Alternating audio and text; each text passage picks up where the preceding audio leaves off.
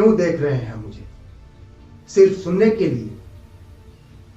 अच्छी बात है, लेकिन सुनकर प्रतिक्रिया करना उससे भी अच्छी बात है। वे कहते हैं राम एक काल्पनिक चरित्र है, आप कुछ नहीं बोलते। वे कहते हैं राम मंदिर का कोई अस्तित्व नहीं, आप कुछ नहीं बोलते। वे कहते हैं 15 मिनट के लिए पुलिस हटा लो, दिखा देंगे, आप तब भी शांत रहते हैं।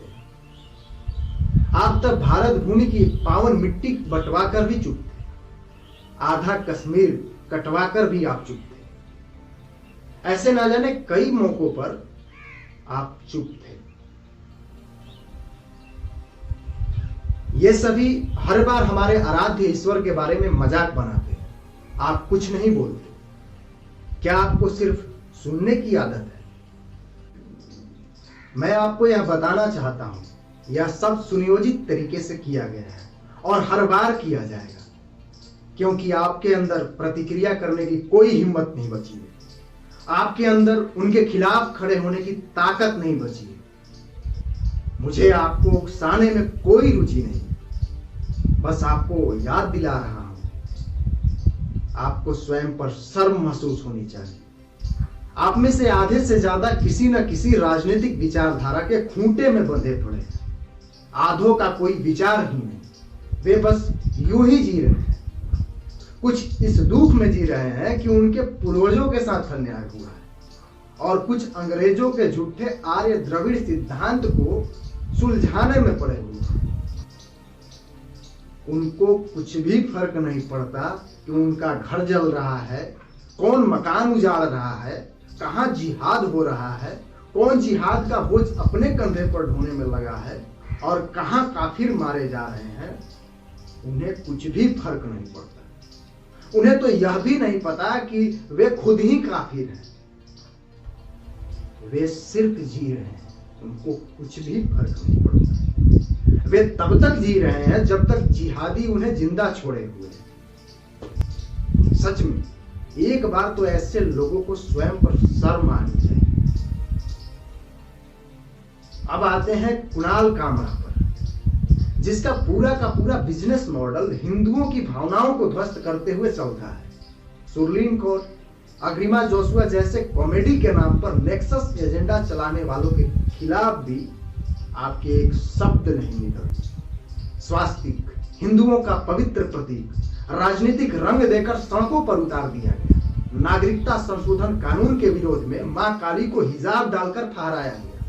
किसी को कोई परेशानी नहीं हुई। जब हिंदुओं को असहिष्णु कहा गया, एक शब्द तक नहीं निकला। लगेगी आग तो आएंगे घर के ही जद में। किराएदारों ने पहले दिल्ली में पेट्रोल बम फेंके, आग लगाई, अब बेंगलोर जलाया, हमारे मकान में आग लगाई। आपको बचाने वाले 60 पुलिसकर्मी बेंगलोर में घायल हुए, 3 मारे गए, 300 से ज्यादा गाड़ियों को जला दिया गया। दलित एमएलए श्रीनिवास के आवास पर पत्थरबाजी हुई। क्या हो गया सेकुलर लिबरल? क्या आप संविधान नहीं बचाओगे? हाथों में तख्तियां क्यों नहीं उठाते? दिन भर फासिज्म और नाजी के रट रटने वाले आखिर किधर छिपे? खान इंग्रेस के द्वारा प्रदत्त अवार्ड क्या वापस नहीं किए जाएंगे? क्या अब किसी को भारत में डर नहीं लग रहा? जातिवादी बौने किधर छिपे जो जय भीम और जय मीम के नारे लगाते घूमते पाए जाते थे? हिंदुओं को असहिष्णु कहने वाले किधर गायब हैं? सब गायब, सब गायब। बेंगलोर में शांति दूतों ने अशांति सिर्फ इसलिए फैलाई क्योंकि उन्हें पी नवीन ने रिप्लाई किया था। उसने जवाब देने की हिम्मत दिखाई।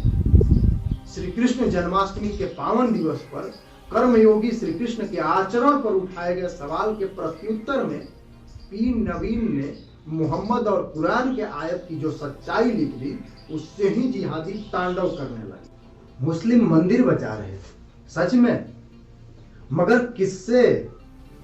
मुस्लिम खुद मुस्लिम से मंदिर बचा रहे थे। ये तो वही बात हुई ना कि चिट्टियां शक्कर को बचाने के लिए चेन बनाकर खड़ी हो गई हो।